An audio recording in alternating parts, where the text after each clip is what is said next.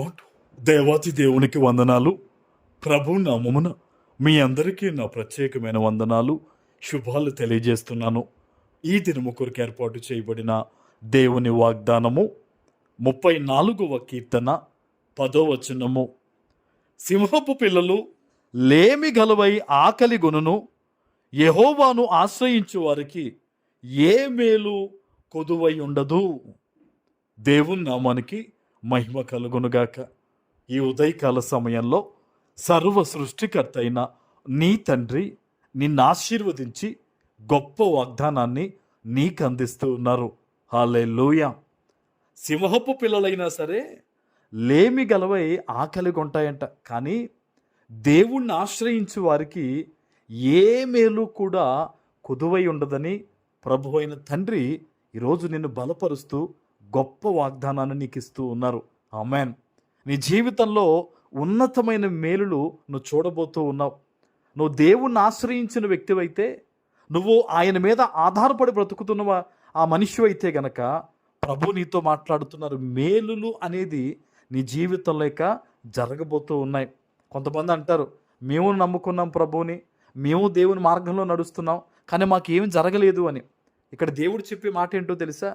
ఎవరైతే ఆయన యందు భయభక్తులు కలిగి జీవిస్తారో, ఎవరైతే శ్రమ వచ్చినా ఓర్పు కలిగి ఉంటారో, ఎవరైతే అబ్రహాము లాంటి ఆ విశ్వాసాన్ని కనపరచడానికి కనీసం ప్రయత్నం చేస్తారో, పరిశుద్ధాత్మ దేవుడు వారిని బలపరిచి తప్పకుండా దీవిస్తారు. కొంతమంది ఉంటారండి, రాళ్ళ మధ్యన పడిన విత్తనాల వలె, త్రోవ పక్కన పడిన విత్తనాల వలె వారు ఏమవుతారంటే ప్రభువులోంచి తొలగిపోతూ ఉంటారు. ఈరోజు ఈ వాగ్దానాన్ని నువ్వు ఎక్కడి నుంచి ఎలాంటి పరిస్థితుల మధ్య ఉండి నువ్వు వింటున్నా సరే, దేవుడు చెప్తున్న మాట ఏంటో తెలుసా?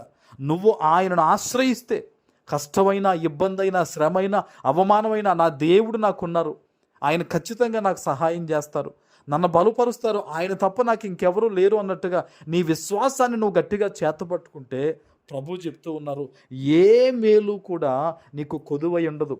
నువ్వు ఆర్థికంగా దీవించబడతావు, ఆరోగ్యపరంగా దీవించబడతావు, ఉద్యోగపరంగా దీవించబడతావు, వ్యాపారపరంగా దీవించబడతావు, నీ సంతానం దీవించబడుతుంది, నీ కుటుంబం ఆశీర్వదించబడుతుంది.